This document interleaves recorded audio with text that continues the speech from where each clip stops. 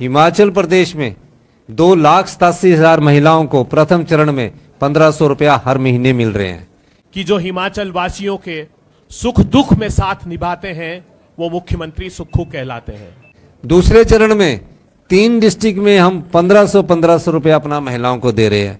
जो कृषि पशुपालक है 51 रुपये प्रति लीटर के हिसाब से दूध की सरकार खरीद करती है।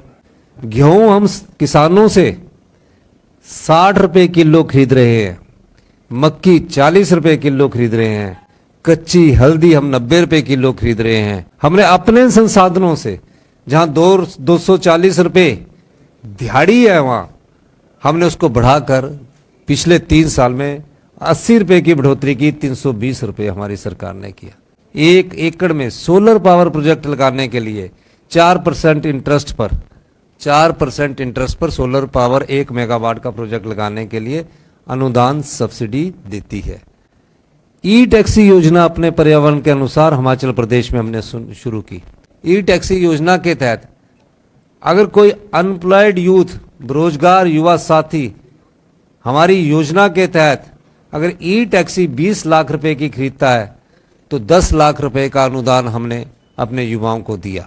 और उसके बाद उस युवा की गाड़ी हमने सरकारी क्षेत्र में लगाई और कहा कि 20 लाख की गाड़ी में आपको 10 लाख अनुदान देना पड़ेगा, 10% मार्जिनल मनी देनी पड़ेगी और 10% मार्जिनल मनी के बाद सरकार में उसकी 4 साल की गारंटी है कि इसकी गाड़ी 4 साल सरकार में लगेगी और अश्योर्ड मंथली इनकम 65,000 रुपया उस युवा साथी को मिलेगी।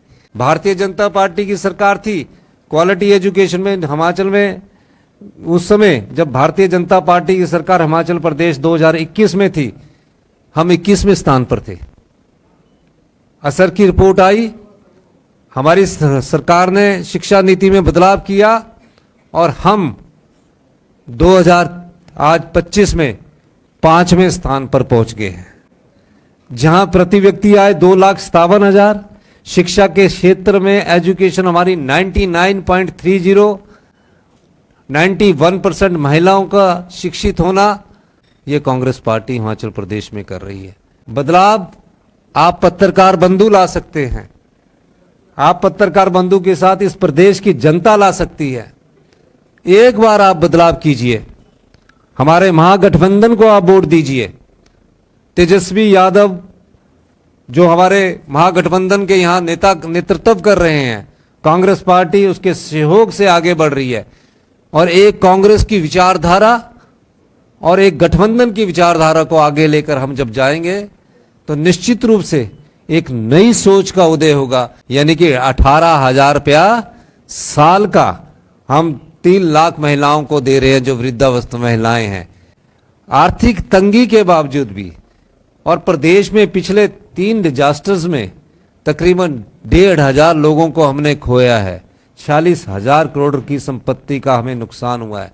हम उस आपदा से भी लड़ाई लड़ रहे हैं और अपनी जो रोजगार उन्मूलन नीति है, लोगों को साथ लेकर प्रदेश के विकास में हम आगे बढ़ रहे हैं। मैं ये भी कहना चाहूँगा कि हम जिस प्रकार हिमाचल प्रदेश में हमने ओल्ड पेंशन स्कीम लागू की है, यहाँ भी सरकारी कर्मचारी जो बिहार के हैं, जो अधिकारी बिहार के हैं, चाहे वो क्लास 4 का कर्मचारी है, चाहे वो क्लास 3 का कर्मचारी है, चाहे वो क्लास 2 का कर्मचारी और अधिकारी है, हम यहाँ ओल्ड पेंशन स्कीम लागू करेंगे। स्कूल में हम तकरीबन प्री नर्सरी से लेकर +2 तक की एक ही इंटीग्रेटेड शिक्षा होगी। खेलने के लिए मैदान होगा और दिन का भोजन उन्हें स्कूल में उपलब्ध करवाया जाएगा ताकि पौष्टिक आहार उन्हें मिले और शाम को अपने वो घर जाएंगे। हमने Rajiv Gandhi day boarding school concept को विकसित किया है। हमारे यहाँ जितने भी अनाथ बच्चे हैं, हिमाचल प्रदेश देश का पहला ऐसा राज्य बना जो बच्चा अपनी माँ को खो चुका है, जो बच्चा अपने पिता को खो चुका है, उसके लिए सरकार ने देश का ऐसा पहला कानून बनाया जिसमें मुख्यमंत्री सुख आश्रय योजना का कानून बनाया, जहां उन्हें सुविधा मिले। ये क्या कानून है? यानी इस कानून के माध्यम से सरकार ही माता है और सरकार ही पिता है। पैदा होने से लेकर 27 साल तक की उम्र तक का बच्चे का ख्याल हिमाचल प्रदेश की सरकार रखेगी और जब 18 साल से ऊपर का होगा तो हर महीने उसे 4,000 रुपया मिलेगा, साल का 48,000 पॉकेट मनी के लिए रूप में मिलेगी। डॉक्टर बनेगा, इंजीनियर बनेगा, उसको कोचिंग, डॉक्टर और इंजीनियर बनने के लिए 75,000 रुपया कोचिंग का मिलेगा। और जब डॉक्टर बन जाएगा तो उसकी पूरी डॉक्टर की फीस हिमाचल प्रदेश की सरकार देगी। हॉस्टल में रहने का खर्चा हिमाचल प्रदेश की सरकार देगी। सर्दी के लिए 10,000 रुपया कपड़े का देगी। फेस्टिवल अनाउंस 500 रुपया हर फेस्टिवल का देगी। ये हिमाचल प्रदेश हिंदुस्तान का पहला ऐसा राज्य बना है जहां अनाथ बच्चों के लिए सरकार ही माता है, सरकार ही पिता है, चिल्ड्रन ऑफ द स्टेट का दर्जा दिया गया। इसी तरह प्रदेश की जितनी विधवा महिलाएं हैं जिनकी आय 3 लाख रुपए से कम है, उनके बच्चों की पूरी पढ़ाई का खर्चा इंदिरा गांधी सुख शिक्षा योजना के तहत हिमाचल प्रदेश की सरकार दे रही है।